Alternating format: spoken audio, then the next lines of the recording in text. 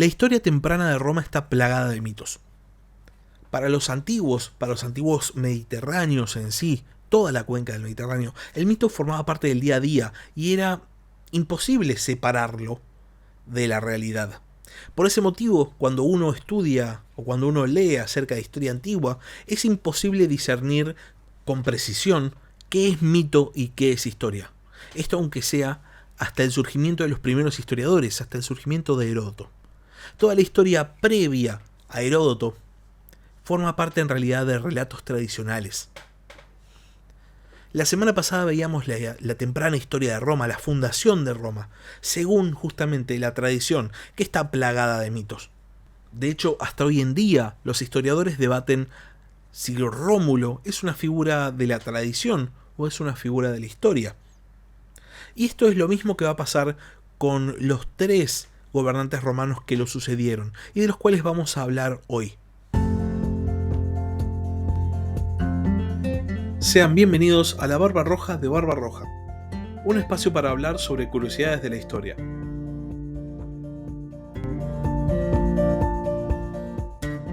La semana pasada concluimos el primer capítulo de Historia Romana con el fallecimiento de Rómulo. Rómulo es, según la tradición, el fundador y el primer rey de Roma. El tema es que la monarquía romana no era una monarquía hereditaria, sino era una monarquía electiva. El primer rey obviamente había sido el fundador, pero ante la muerte de él había que elegir un nuevo rey. Los senadores, cuando Rómulo muere, deciden gobernar el tiempo que les sea posible y dilatar esta elección de rey. Pero al poco tiempo, específicamente al año, parece ser que había tantas protestas que los senadores deciden que lo mejor que pueden hacer es realmente elegir un rey y sacarse la cuestión de encima. Desde el principio había un problema en Roma, que era la división de la ciudad entre 2 grandes facciones, los romanos y los sabinos, y esto estaba representado también en el Senado. De hecho, el propio Senado que había dejado Rómulo estaba conformado por 100 senadores romanos y 100 senadores sabinos, y no se podían poner de acuerdo en quién debía gobernar. Por un lado, los romanos querían que gobernase un romano. Específicamente tenían en mente a un senador llamado Próculo. Y por otro lado, los sabinos querían que gobernara un sabino. Y específicamente tenían un candidato que se llamaba Velesio. La cuestión es que siendo que había 100 senadores romanos y 100 senadores sabinos, obviamente no podían llegar a un acuerdo porque siempre empataban. Y para salir de este impasse, decidieron tomar una gran decisión. Los senadores romanos iban a proponer a un sabino y los sabinos podían, en su caso, proponer a un romano. Esta solución se probó bastante efectiva. Los romanos eligen como candidato a un tal Numa Pompilio de la gens, o sea, de la familia del clan Pompilia, que habitaba en una ciudad vecina que se llamaba Cures. Numa era el esposo de Tasia. Tasia era la hija del rey sabino de Roma, Tito Tasio. Cuando los senadores sabinos ven a quien los romanos habían elegido como candidato, dicen, ya está, no se hable más. Numa, un sabino muy respetado, porque encima se lo consideraba un señor muy recto, y encima era muy devoto de los dioses, de hecho le decían Pío.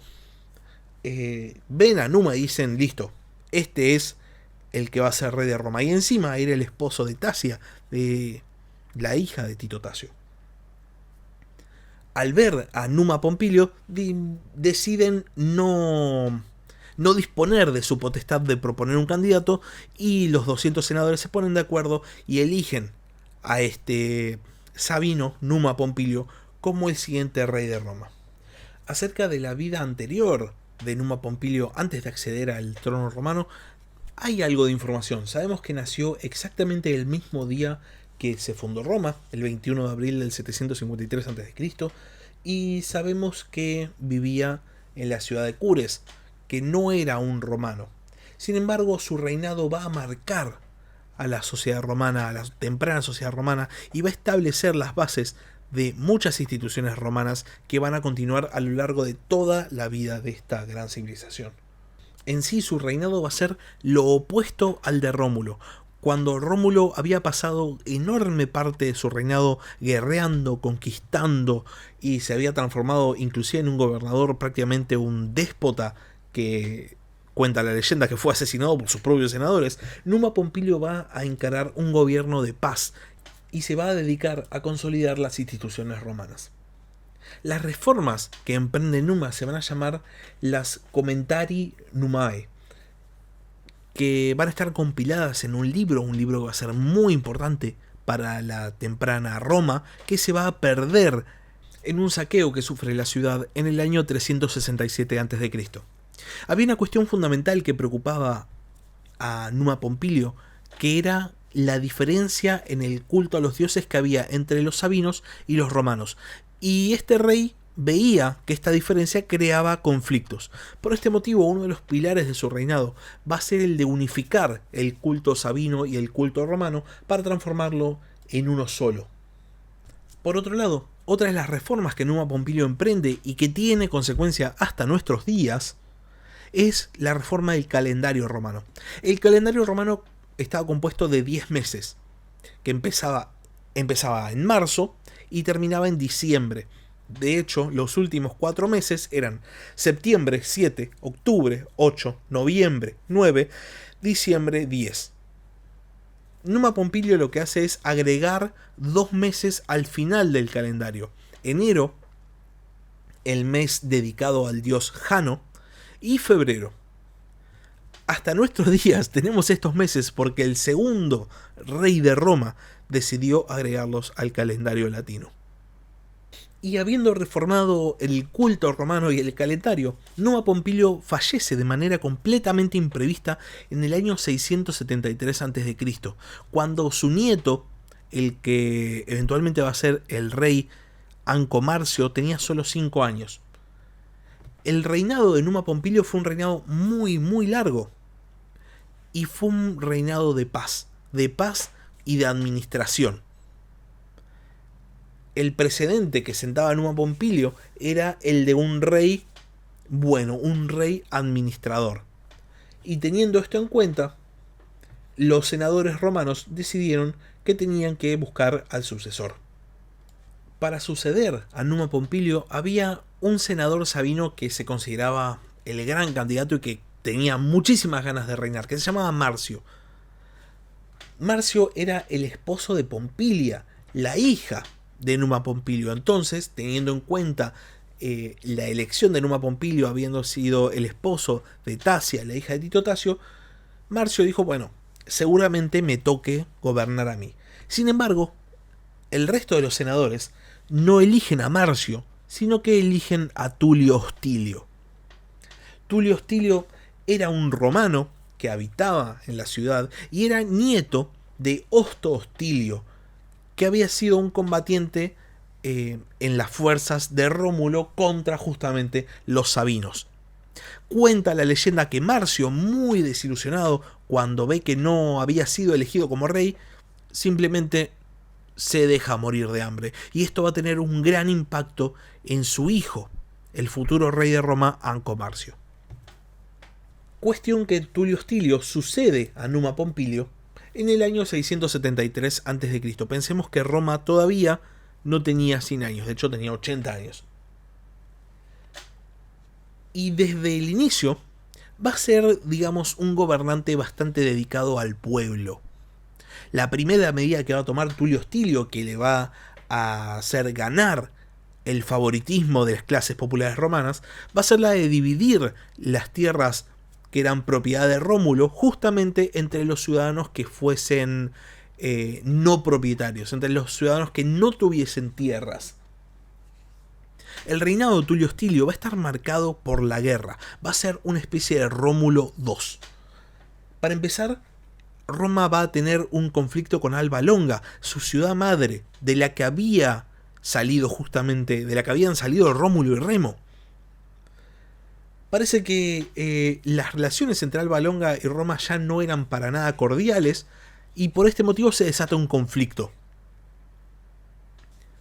La ciudad de Roma y la ciudad de Alba Longa, para evitar ir a la guerra, siendo dos ciudades hermanas, deciden agarrar a dos hermanos gemelos, cada uno representando una de las dos ciudades, y hacerlos combatir a muerte.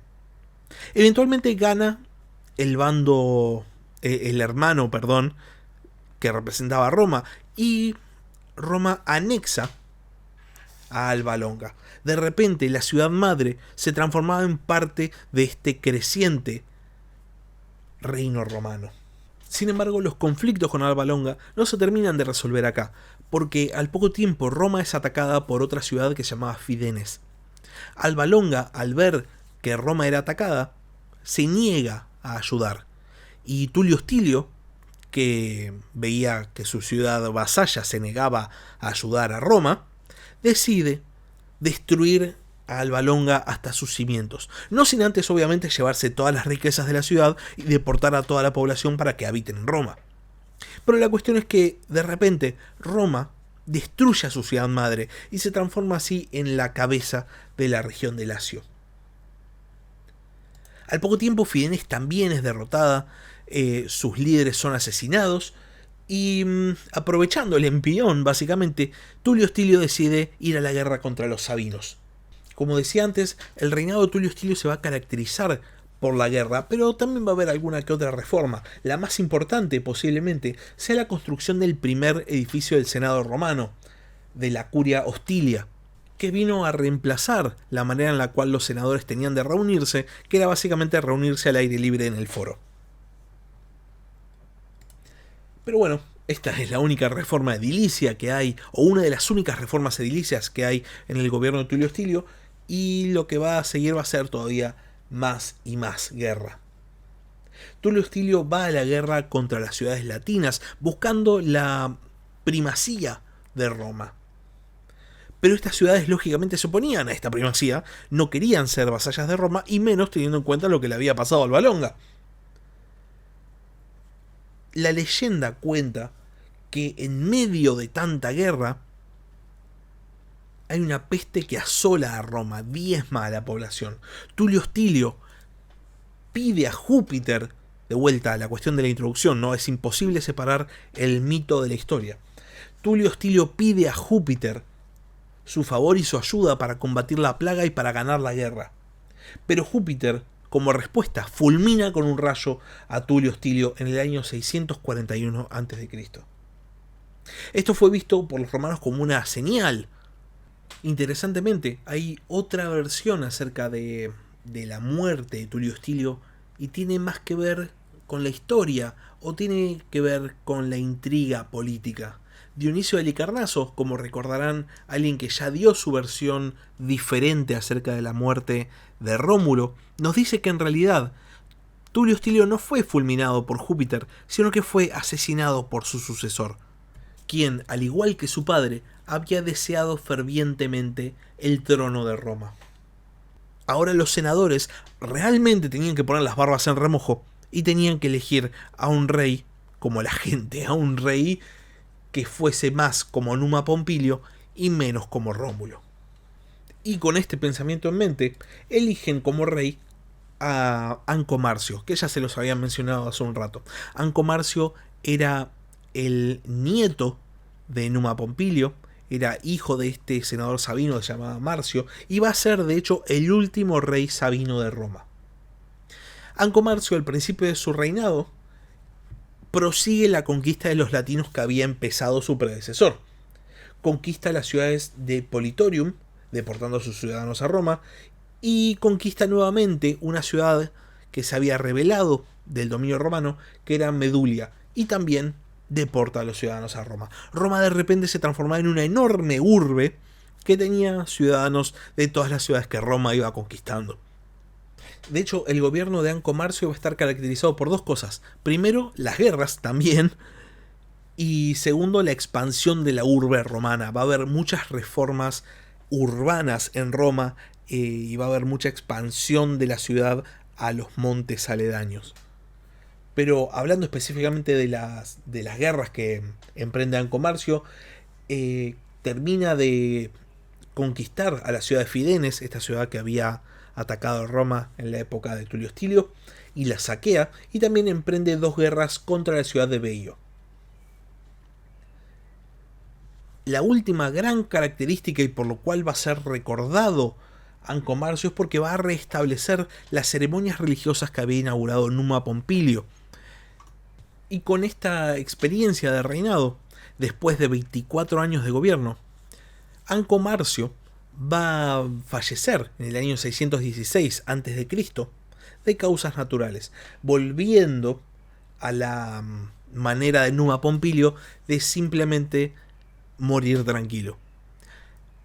Y hasta acá cubrimos ya en 2 capítulos los primeros 4 reyes romanos. 2 tuvieron un final violento, marcado según el mito por los dioses o según la historia por su mal gobierno, ¿no? Y por otro lado, tenemos 2 reyes que lograron terminar sus días simplemente falleciendo de viejos, habiendo gobernado bien. Esto va a marcar un precedente para Roma, que a partir de acá, a partir de Anco Marcio, va a buscar cierto estándar de gobierno, y cuando ese tipo de gobierno no se cumpla, van a intentar cambiar las instituciones. Roma había empezado su historia 137 años antes del fallecimiento de Anco Marcio, y en ese poco tiempo se había transformado de una pequeña urbe, de una pequeña ciudad, ya en la primera de las ciudades latinas, ya en una potencia regional.